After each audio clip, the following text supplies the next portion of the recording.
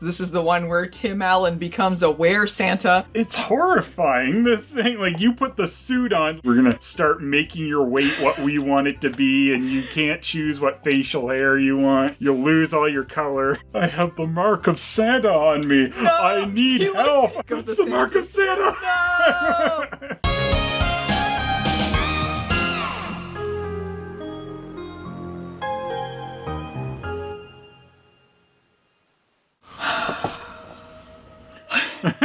This is the worst movie ever. Oh! Why did you choose this? Oh! Goodness gracious. Is there anything worse than the Santa Claus?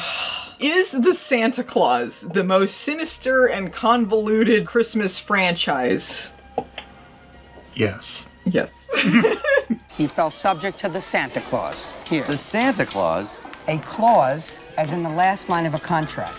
You guys know the Santa Claus from 1994, the holiday classic. You probably don't know all the lore. You Very probably few don't. people do. If you've powered through all 3 Santa Claus movies, plus 2 seasons of the Santa Claus you will know all of the lore. And it, No, you won't.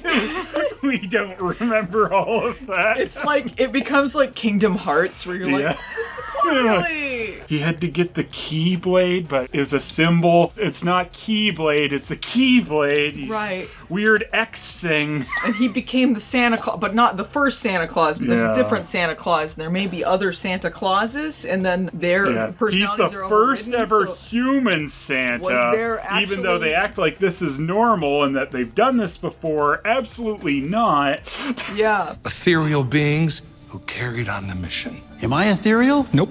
You are a regular human man. Am I the first human Santa? We were starting to regret giving a human all this power. Yeah, humans always disappoint. But his name isn't Santa Claus until he becomes Santa Claus, so was there ever really a Santa Claus, or did he, I mean, they all were overwritten by a Santa Claus personality of sorts. And how horrible was the Santa Claus who was the one in the job before Tim Allen? Well, he needed to die. Everyone That's what the elves decided. Like, the elves do not blink an eye at that. A new guy shows up and they're just like, yep, that's fine. all of them were We happy about hated it. that guy. We set him up to die this year. All of them were happy except Bernard. He seems like he's weary, like the job is done. The job has been completed. I didn't like it, but we had to get rid of him.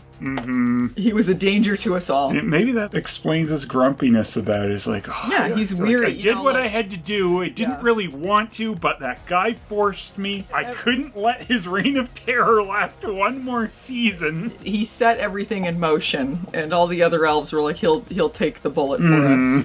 It's all on him. He had to do the dirty job. Imagine he had to get Quentin in on it. Yeah. Give him some kind of thing that will backfire on him or something. Yeah. It's ridiculous. I never put on suits as a... Try to understand this. I guess we should, broad strokes, talk Yeah. about the plot of the Santa Claus. This is the one where Tim Allen becomes a were-Santa because he accidentally kills Santa Claus, and through demonic legal loophole, he has to become Santa in his place. Santa will override his personality. You would think a lot of this movie would be about Christmas cheer. The first one, very strange tone. A lot of it's about mental health, child custody. Yeah. It's trying to be a real movie in a lot of parts of it, unlike anything that follows. It's so strange going back to the first Santa Claus movie because it is genuinely grounded in something, although it is profoundly strange. And most of the movie is kind of in the real world. It feels like sort of, you know, if a Where Santa happened, this would be the real world. And then once they get to the montage, the Q montage, that's when all semblance of reality's out the window. It starts its slow decline into the cartoon world of the Santa Claus franchise. It gets real stupid real The quick. slow walk down the hallway, and then they start...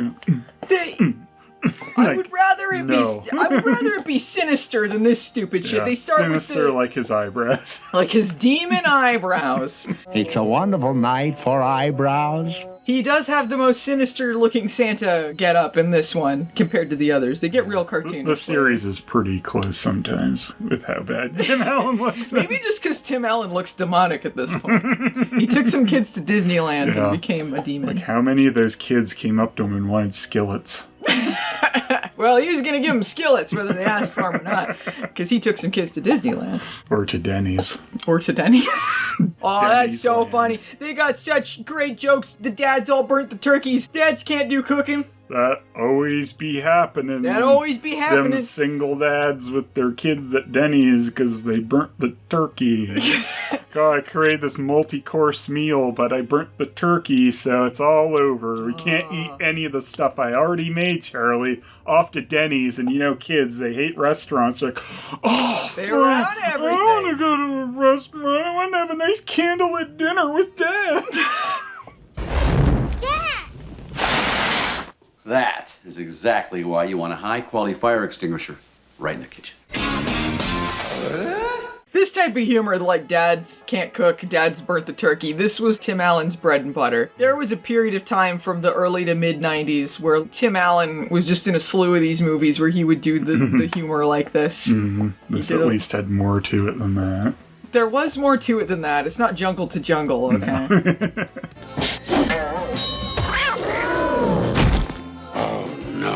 They did have a home improvement reference in this. He had a tool belt that he puts on. Yeah, he puts on a tool belt for a second. Well, kind of like looks at it. Ooh. I guess Elf Judy was in Home Improvement before this as well. Yeah, she had some fabulous roles. Can I go play with my friends now? You know, you're starting to tick me off a little bit. She was one of those kids, you know, that comes off like a little adult, like Fred Savage. So it's like, yeah, she's kind of perfectly cast here. They had fantastic casting in this movie. The kid actors were all top tier. Tim Allen has a likability to him. Tim Allen these days, not so much, but Tim Allen in the 90s, he had a likability to him. They got Judge Reinhold. He was perfect for this. What is the kid? Jake Lloyd was the... No, not Jake Lloyd. That's not Jake Lloyd. Jake Lloyd. She doesn't know my name. Eric Lloyd. Eric Lloyd. Yeah, see, there was a Lloyd. Eric Lloyd. There's a Lloyd. Eric Lloyd was great in this. The mom was great. You got Mary Gross. Mary Gross is in this. She seems like a teacher. Yeah, I believed her as a teacher. Like, she had one funny line. The kid says something back, and she's like, oh, whatever, or something to that effect. Do you make the toys? No, stupid. The elves do. We don't say stupid. And we don't say elves. But they really are elves. Whatever, honey. What was going on in that class? They had like a ballerina in the back. Yeah. Why does Charlie get to have two parents come in? Like, was the mom going to do it too? Because she was there. He had like 3 parents. Yeah. You usually just have one. Usually the others would be at work. They all can't take the day off to go do that. It's parent-teacher career days. You got to bring all of them in. They have to take the day off. How long were those elves infiltrating the school? Did these students just suddenly appear and Mary Gross missed that? Yeah. Oh, I've never seen that kid before. A lot of questions about what's going on. I think if we got to get into the secret elves in the movie, we got to get into the sinister plot throughout this whole thing. The plot to get rid of Santa. Yeah, so not many movies start with killing Santa. Neither does this one. Well, it takes a little bit. All right, Matt, put the asterisk over there. Say how long it takes before Santa dies in this movie. The husband takes his shotgun, goes off. I shot him, and he fell off the roof. Hey, you!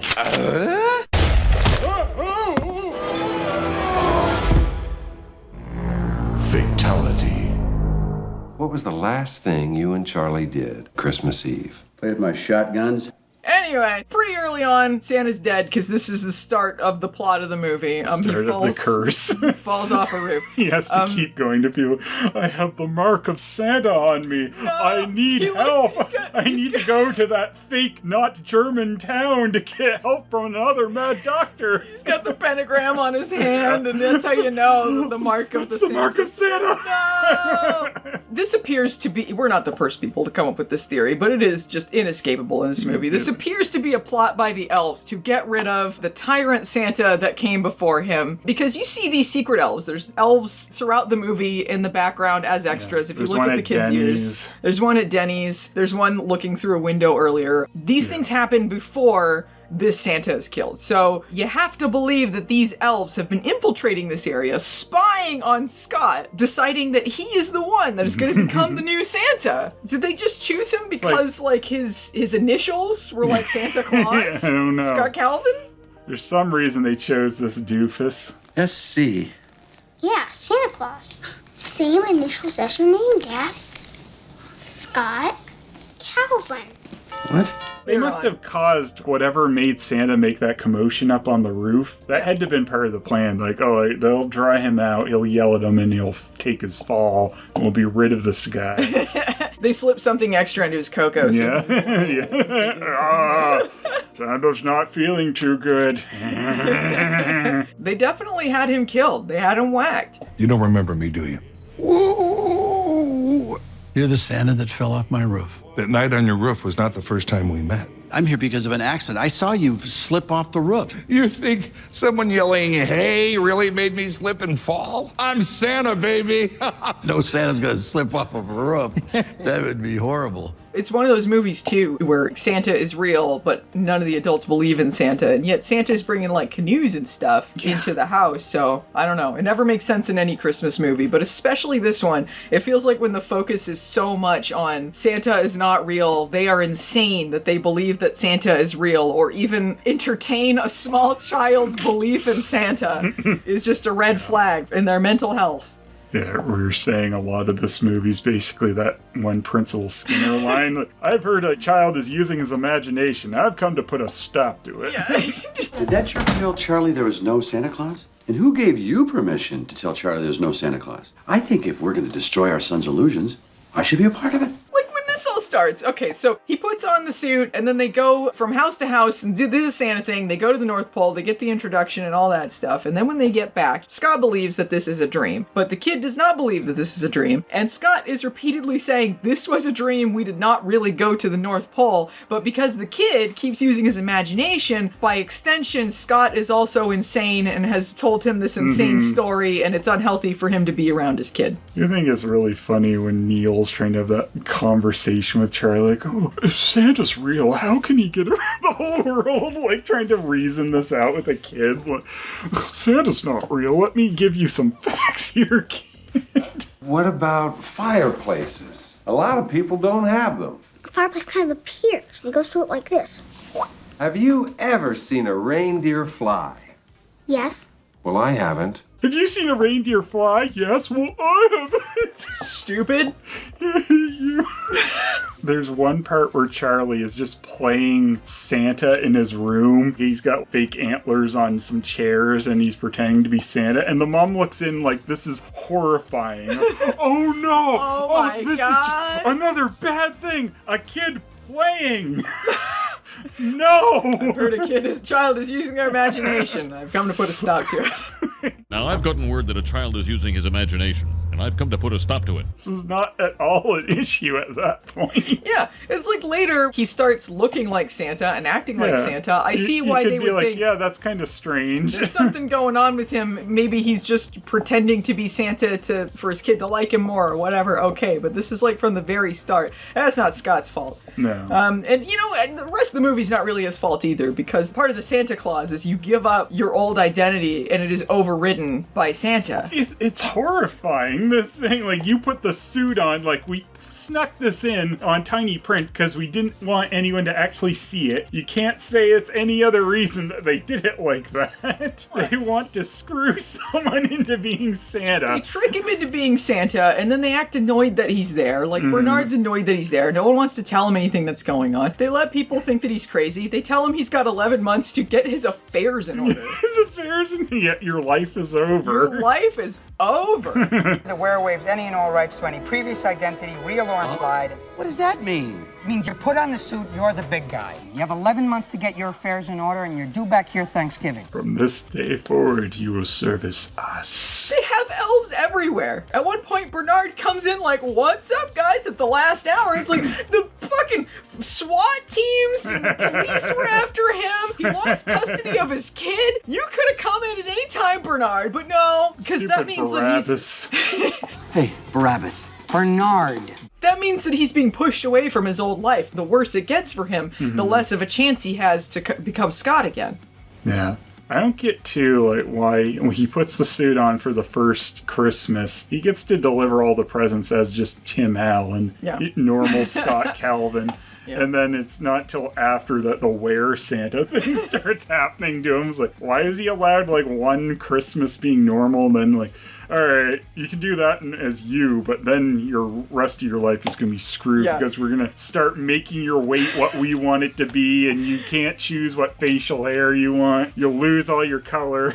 Yeah, that's when the Cronenbergian body horror begins. His transformation. He has to have the diet that he craves, cookies and sweets. His mind apparently starts getting affected because when he's at his advertising job, he just starts yelling about how inaccurate these things are to the real North Pole and all this. And at this point, he's still not even fully convinced himself. So this is apparently stray thoughts just entering his mind. Yeah, he's definitely just going insane and losing himself. That is part of the Santa Claus. Mm-hmm. This time, he's going total tank. Well, isn't that a pretty picture? Santa rolling down the block in a Panzer. Incoming! He's apparently not even convinced till Charlie pulls out the magic snow globe again. Yeah. And why didn't he show this magic snow globe to anyone else? Yeah. He shows it to Tim Allen when they're at the zoo or something, where they're looking at polar bears. And it doesn't work on him there. For some reason, it takes till that later, and he sees He was losing the magic of Christmas. Yeah. I guess you have to be open to see the magic snow globe. I don't know. Mind control. His elves are messed up, man. We're your worst nightmare. Elves with attitude. The most messed up elf of all, of course, is Bernard. But I feel like even as a kid, I was like, oh, he's cool as fuck. That fucking cool Bernard. He's got his little dreadlocks. I'm like the cool older kid. Yeah. I'm going to show him this snow globe. But he's like, oh, I got something for you. But then he says, just hang on to it. I got something for you. Why don't you hold on to it for me for a while? I promise I'll take real good care of it. Make sure you do. Hang on to it? You said you were giving it to it. Yeah. Like, I need that snow globe back. Let's cut the bottom out of the basket. Ah, but I need these baskets back. Is this some kind of Canadian joke, sir? He's hanging out at their house eating some of their dinner and stuff. Yeah, he don't care. So later, he's like, I gave up being an elf to be a regular guy because I got older. Bernard, why do you look like an old man with pointy ears? It's got to be honest, a little unsettling. Well, I met someone, a human, and gave up eternal youth as an elf, and now I've got this thing, and it won't go away no matter how many burpees I do. How do they choose what their ages stay as elves? Because clearly he's older than some of the other ones. Mm-hmm. But then they also have like a baby elf in there. And it's like, what's the baby elf? Like, how is it doing anything? And they're like, oh, they're like hundreds of thousands of years old. Like, you just like turn off being an elf for a bit to age and then turn it back on. Like, I don't know how he gave up being an elf to go have a life as a human. Yeah, I don't know. Who chooses to stay a baby elf? Yeah. Even just for like your body's like a baby. Like, how are you doing all the labor and stuff? I don't understand what's going on here. I haven't been around lately because I got married to a human. It's Vanessa Redgrave. She's like 85. We're several hundred years apart, but we still find things to talk about. There's elves that were spying on Tim Allen as he's getting undressed. Oh, yeah, the like puppets start screaming. Oh, yeah, the puppets. But then there's also ones peering through the windows of his bedroom. They're all staring through there like, I gotta get an eyeful. There's like a flirtatious moment with him and Judy, and it's like, I don't know about. I know she's over 1,000 years old, but I don't know about this choice. Yeah, real messed up. She says she's seeing someone in packaging or something. Wrapping, yeah. Took me 1,200 years to get it right. You look pretty good for your age. Thanks, but I'm seeing someone in wrapping. She did look like she made a mean cocoa, though. I really want to try that cocoa. Did she put rum in it like he asked? Or? Maybe. Can I get you anything? The kitchen's always open. What a stiff drink. She didn't seem like she mentioned rum as part of the recipe. It was shaken, not stirred. Yeah, they had 2 James Bond references, that, and then his gadget guy is called Quentin, which I assume is a Q reference. Right, yeah. Not too hot. Extra chocolate. Shaken, not stirred. Oh, that's stirred, not shaken. That was right, wasn't it? Perfect. And they make all of these safety measures that they did not give the other Santa because they wanted him dead. Yeah. Like, you need a flame retardant suit, you need this to protect you from falling, you need all this other stuff, and then you gotta do a little...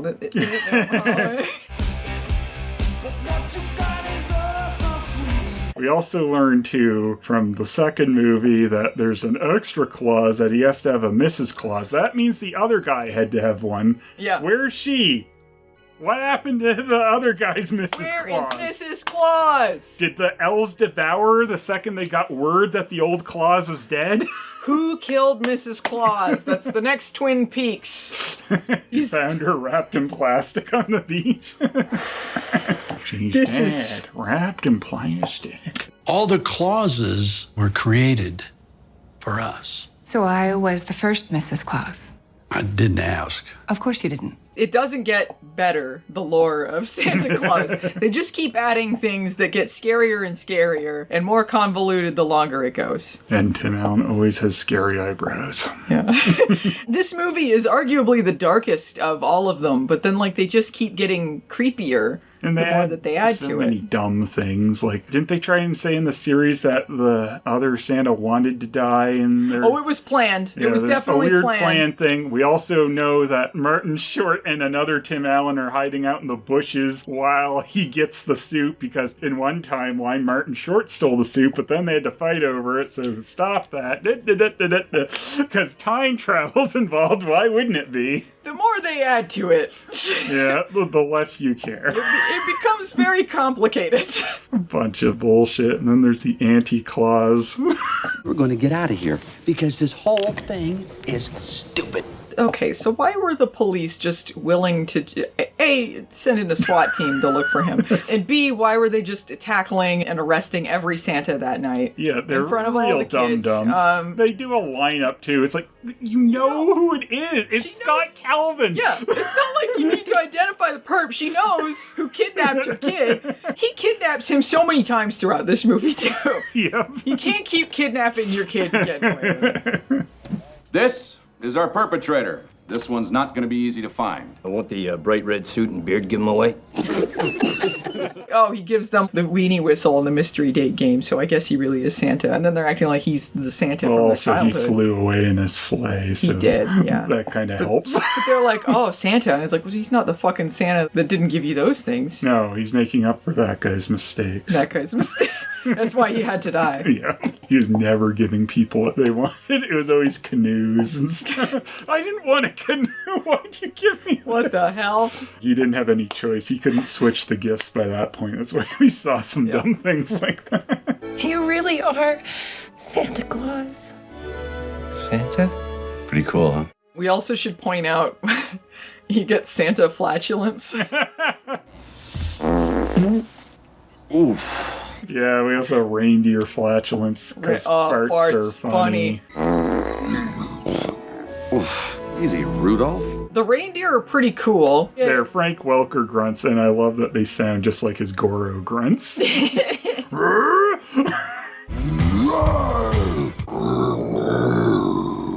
Are you growling at me? Those are $500 sunglasses, Colin. If you hear any animal in a movie, chances are it's Frank Welker. I don't know what Hollywood's going to do when Frank Welker's not around anymore, because he does all the animal noises. I feel like the reindeer, like everything else, gets increasingly lamer as the movies go along, because I remember them getting pretty insufferable as the movies go along, and then they get to talking, and then I don't know. Because I don't want to take Prancer. We don't need this. Yeah, why do they talk later? They don't talk in this one, clearly. Yeah, because it becomes more and more of a cartoon as it goes. Yeah, it just gets dumber and dumber. It's funny, too, as they go along, because Tim Allen has been public about his contempt for children. Clearly when he takes random kids to Disney World. He takes kids to Disneyland and makes skillet jokes. And one of the ironies of my life is that I really don't like children, mine or anybody else's. I'm not going to hurt them. I will raise my kids as best I can. I just don't like them. But he's known for this franchise centered around children. Yeah, and then his sitcom, he had 3 kids. Yeah, I don't know. It's just funny. It's like he's trapped in a Santa hell himself. Yeah. I've heard he's not great on set. Of the Santa Clauses, at least. I was a mean, horrible Santa Claus off stage. And when I wasn't on camera, I was an angry comedian that didn't have any idea what 5 hours of makeup was like. And then these kids wouldn't behave, and I'm swearing, dressed like Santa Claus. One of the Disney people says, Tim, you can't keep dropping the F-bomb. Yeah. But these kids love being around this kind of pissy Santa, and I learned to be a pissy, nice guy. I don't want to be doing this. Merry Christmas, kids. I have nothing but contempt for this series. How come your clothes are so baggy? Do you want this doll or not? Go back to sleep. I do think it was really funny at the end of the movie, too. Neil's like, hey, you'll be a good psychiatrist when you grow up. And he's like, no, I'm going into the family business. You're gonna make a great psychiatrist one day, kid. No. I think I'm going to go into the family business. No, you fucking are. You got a replacement family. He's going to have a replacement Santa family, and you're going to have your own normal life. We can, though, assume that Charlie is planning to kill his dad with that line. That's true. I'm going into the family business. One way to get into that business. Let me get this straight, Santa. When I grow up, if I want to be Santa Claus, all I gotta do is push you off a roof.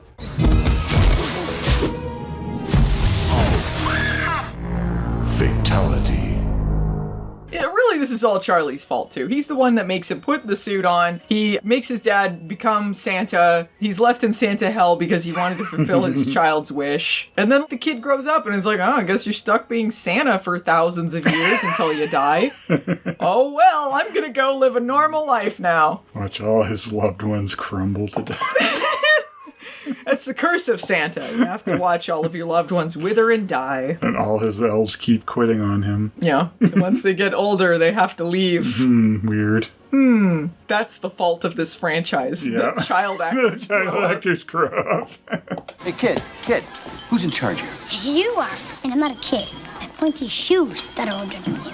Oh, I did want to point out, too, the use of the Jeopardy theme as a comic music sting. Yeah. Finished? It's weird to do that actually in the movie, like when it has nothing to do with anything. Like it's a joke you would put in a YouTube video, like we would do back in the day. Probably still do it now, honestly, but it just feels weird, like for it actually to be in the film. Dumb too. I don't know. They act like it's insane that he had a dessert at this company. Really lunch. judgy at the lunch meeting. Yeah. Peter Boyle's his boss too, so we should mention that. Yeah, good casting there too. I believe he's his boss. I believe that. I believe it. Puchinsky himself. I don't know what's happening to you. You're starting to look like the Pillsbury Doughboy. Have a piece of fruit, for God's sake. This movie is better than it has any right to be because it is such a strange plot, but I feel like it's grounded in something. I do think the scoring really helps carry this film a lot because it's such a beautiful score. I mean, you got the Jeopardy theme and beats in there, but for the most part, like it really elevates it into feeling really magical. Yeah, which the other movies don't really get to.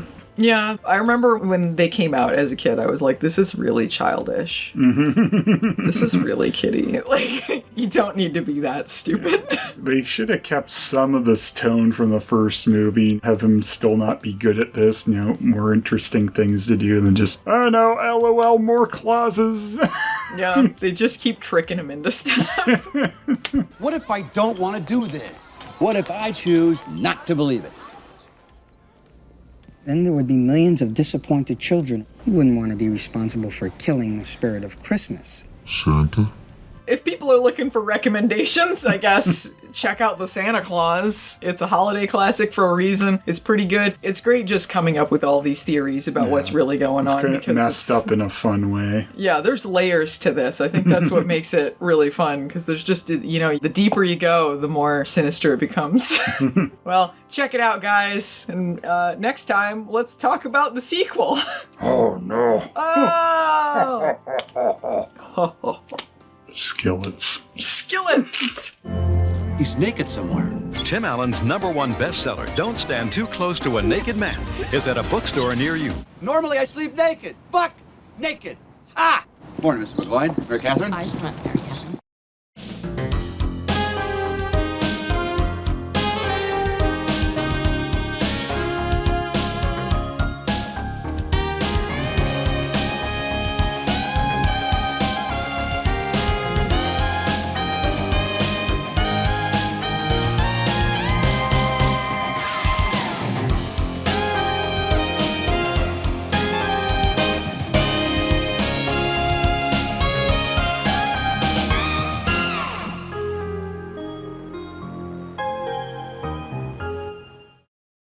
Let's do a thumbnail before we get into it. Okay. What are we doing? Ah! No, I'm just kidding. Horrifying. If you talk about the Santa Claus, then you have to become a were Santa. Yeah, you have to understand all the lore. You forego your identity and become the Santa Claus reviewers if you take this on. It's okay, I'm used to it. I lived through the 60s.